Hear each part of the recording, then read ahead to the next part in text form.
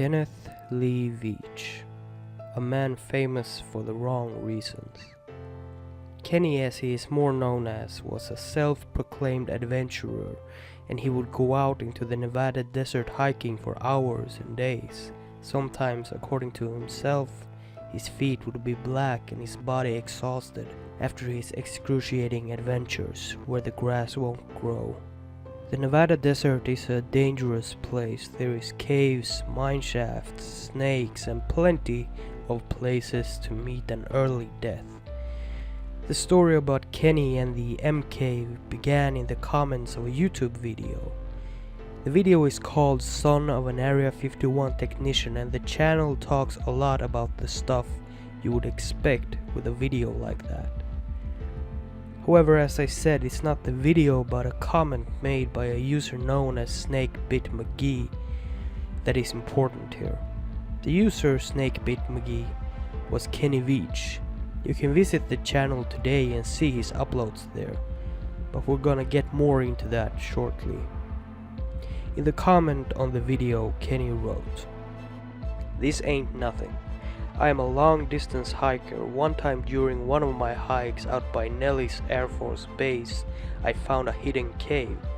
The entrance to the cave was shaped like a perfect capital M. I always enter every cave I find, but as I began to enter this particular cave, my whole body began to vibrate. The closer I got to the cave entrance, the worse the vibrating became. Suddenly I became very scared and hightailed it out of there. That was one of the strangest things that ever happened to me." He followed up with a comment, "No, I solo hike across mountain tops that most people wouldn't dare go. I've been in more caves than I can count. I play with rattlesnakes for fun, but this one particular cave was beyond anything I had ever encountered. Someday I will go back and I will bring a weapon with me. All I had at the time was a knife and a wrist rocket." As most of us probably know, the internet can be fucking rough, and people responding to Kenny's comment wasn't exactly sweet and tender. The pressure and questioning of his story garnered Kenny to try and find the cave again. This time he would film it and upload it to YouTube, and so he did, but he didn't find the cave. He uploaded a 21 minutes long video of his hike in attempt at finding the M Cave to YouTube named M Cave Hike. Pretty simple to remember, but I'll link it in the description for you anyway. In this video, which I have been showing on screen, he goes around and talks a lot about the cave as well as his hiking and the terrain. However, as I said, he didn't get any results, and so the internet was not pleased. He decided to once again look for the cave, and again he wrote a comment on YouTube that said, "I'm going again this weekend. I will be hiking solo for 3 days. I plan on covering about 40 miles. I will cross through the same canyon where I found the cave. If I don't find it again, I will just continue hiking over mountain after mountain to the north of the canyon. I dare any of the people that like to run their mouths on here to join me. My hikes are brutal on the body. After one of my long hikes, some of my toenails turn black and fall off. I lose about 13 pounds of body weight. It takes me about 3 days to recover from the abuse I put myself through, but I love every minute of it. There is no guarantee that I will find the cave again. The region that I cover is vast. There are many caves. I have been in hundreds of them. The M Cave is the only cave I ever feared going inside. I really want to find it again." And his comment got a eerie reply by a user named LemmyKillMister that said, "No, do not go back there. If you find that cave entrance, don't go in. If you do, you won't get out." And Kenny responded questioning Lemmy, but he didn't get a reply. So he went out again. This time he didn't bring his video camera, and he brought a very small amount of water and all that hiking stuff. Things went quiet. No one heard anything of Kenny Veach for a month. A month after Kenny had gone to find the mysterious M cave, a comment popped up on his YouTube video. It was his girlfriend, and she had sad news. She wrote the following comment. I didn't realize until today that there were comments on this hiking video. I am Kenny's girlfriend that he mentioned in the video. We went on many wonderful hikes together in our Nevada desert. Many of the hikes were 8 or 9 hours long, and we always took beautiful pictures. Kenny left for an overnight hike in this same area on Monday, November 10th. Today is December 10th. He did not return when he was supposed to, and I called missing persons. They have been searching for him and have not found him. I did not want to leave his wonderful video on this site just hanging and having you wonder why he has not responded. James Slacy, thank you for suggesting the GPS. I talked with him before about using GPS for safety reasons. He just never seems to want to use one. He loved just being out in the desert and just finding his own way. I am aching with missing his physical presence. Please encourage all the solo hikers you know to use a GPS. She then a while later wrote another comment that for some reason hasn't been screenshotted and spread as much as the other comments. Perhaps because this comment, in my opinion, sheds light on the situation and takes away some of the mystery. And it gives a good explanation for why Kenny went missing. This is what she wrote. I am the girlfriend that Kenny spoke of in the video. There are so many posts, I had no idea until a friend let me know. So many people are wondering what happened and guessing different things. You are heartfelt about the sadness around what has happened with Kenny. He has not been found, and I feel that he probably will not be found for many months, if ever.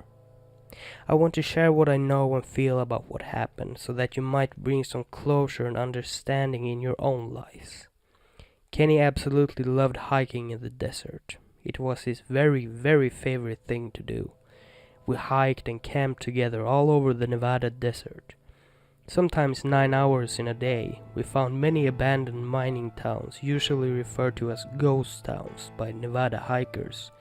We explored many caves and mine shafts. We were always careful how we explored them. But Kenny was a bit more daring than I was. We wore snake guards, sun protected clothing, used walking sticks, brought enough water and food for the hiking hours, and had extra water and food in the car. He rarely drank all his water. We took wonderful pictures of all sorts of things we saw. Rusted cars, old falling down buildings, cemeteries, mines, wild animals, tarantulas, scorpions, trees, cacti, and flowers. Our deserts are beautiful, if you have a love for deserts. They are not spooky, scary, but you do have to be careful of the terrain and of course bring enough water and food. We always were excited when we saw the desert wildlife, like the big horned sheep in the video. They are stunningly beautiful to see in person in our desert. We would stand quietly still to watch them as long as possible. I was so very excited to see the one he filmed in his video. I want you to know that I do not think Kenny had an accident. I believe he committed suicide. He battled depression for many years and would not take medication or see a doctor. He quit his job a little more than a year before he disappeared. He wanted to see if he could sell his inventions and do what he called cowboy interior design for homes. He bought his first home 5 years ago and had an amazing ability of decorating in his style. He was not successful in getting a business going and was running out of money after a year of not working. He no longer wanted to work in a job for someone else, and as his money decreased, he became more and more depressed. He really did not look for another job. In early October, with seeing his depression increase, I said to him, "You aren't going to pull a Robin Williams on me, are you?" This is when he opened up more about his depression and his thoughts, much of his life about suicide. His father committed suicide when Kenny was in his early 20s. When I asked him, he answered me with, If I decide to do it, you will be okay because you are good at the law of allowing. He asked me what I would think of him if he did it. He also said if he decided to do it, no one will ever find me. It would be easy to do something like this in our desert, with a number of natural caves and mines. He could hike many miles in a day, so there is no telling where or how far he could have hiked during his 3 or 2 day, 2 night solo hike. When he did not call me after the 3rd day of being gone, I called missing persons. The search for him was started within a couple of days of my call. Over 30 search and rescue team members searched 3 different times on foot. 1 helicopter flyover was done and there was no trace of Kenny or any of his camping things. They found his car in the area I told them it would be. They did find his cell phone by the mine shaft in the video.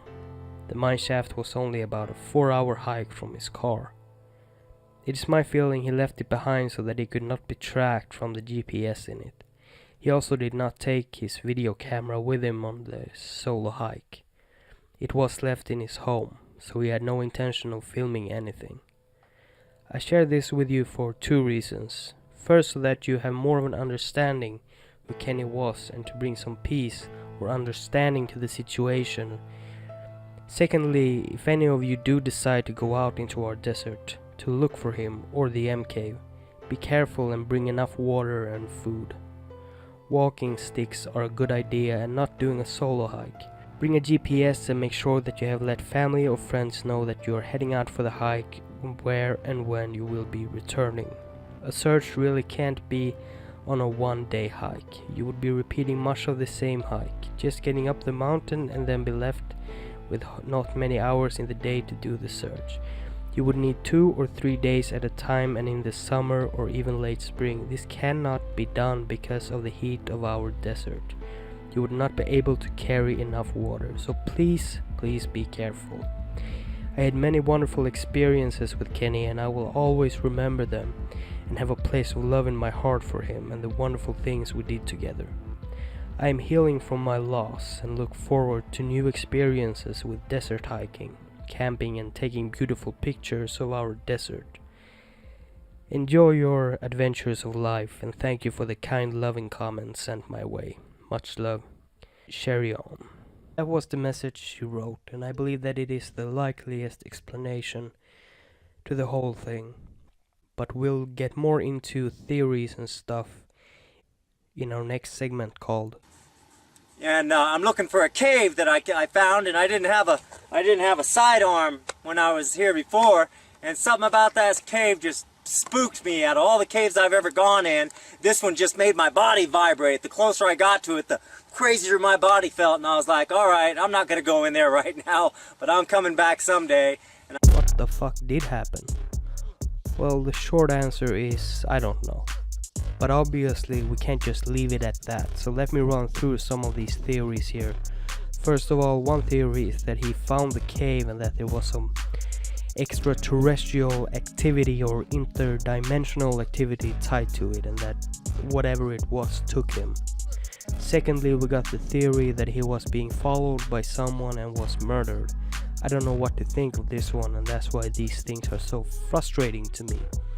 Every single motherfucking detail is just a blurry fucking mess. I mean, sure, I did 4 parts on Jack the Ripper, which is considered a pretty big quote-unquote mystery, but there were still witness reports, autopsy reports, and a red line to follow. It only gets messy at the suspects. This one is messy all around because the main sources of information is comments on YouTube. Anyway, another theory is that he faked his own death. Why, you might ask? Well, Kenny had some financial issues and there is a few videos on his channel where he tries to pitch things for something called Shark Tank. I have no idea what he is referring to, but I'm sure all of you Yankees will know what it is. Kenny the Bold had some issues, and he seems to have wanted attention and fame. I'm not sure why, but there is a scent of desperation around him, and I don't mean that in a bad way, it's just an observation and personal opinion.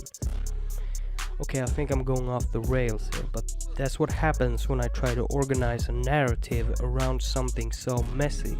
So the theory goes that Kenny faked his own death to get out of financial trouble, so he went off the grid and started a new life with a new identity.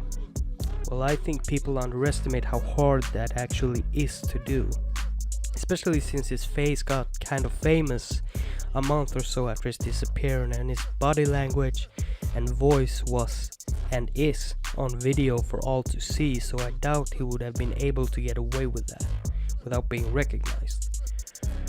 Another one is that the whole thing is a hoax, as there is so little info on it, but from what I've gathered, Kenny Veach actually went missing, but I have no idea really.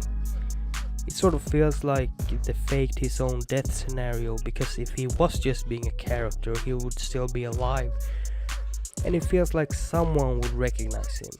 There's also the theory that he got into an accident while hiking, which to me also sounds likely, but I think the phone is the key there, because Kenny had said that if he killed himself, no one would ever find him. I believe he knew exactly what he was gonna do, and he didn't want anyone to know what had happened to him, so he left the phone by the mineshaft, knowing that it would lead to rescuers and searchers to focus on that area. And he then went to an entirely different location, maybe hours away, and killed himself there, knowing that his body wouldn't be looked for there, and that he would leave a big middle finger to those who thought he had lied about the cave. Before we end this episode of Wild and Weird, I just want to tell you what I think about the cave. I think he may have seen a cave like the one he was describing, and I believe it gave him chills for some reason. I don't think it was some alien or government place, but the government do shady fucking things sometimes.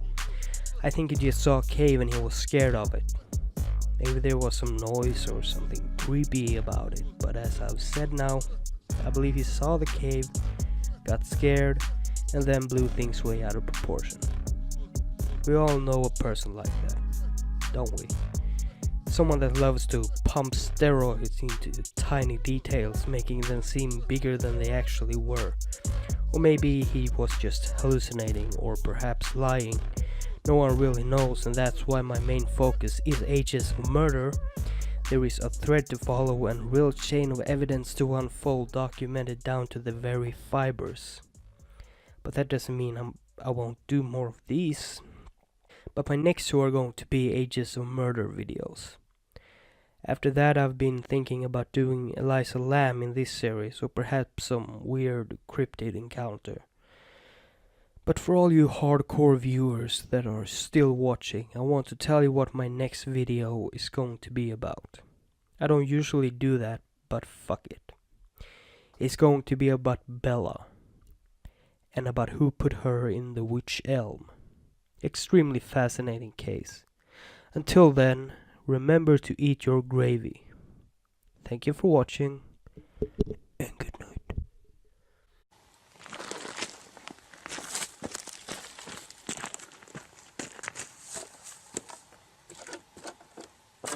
Well, here I am on my hike up here in the mountains north of Las Vegas. This is a canyon I just walked up in. Now you can't tell, but my truck is way out there by the mountains at the very, very end of this valley. It's kind of like a big canyon. On the other side of these mountains, I'll show you in a second, is the bombing range, the Nellis Air Force bombing range. They do a lot of practice stuff out there.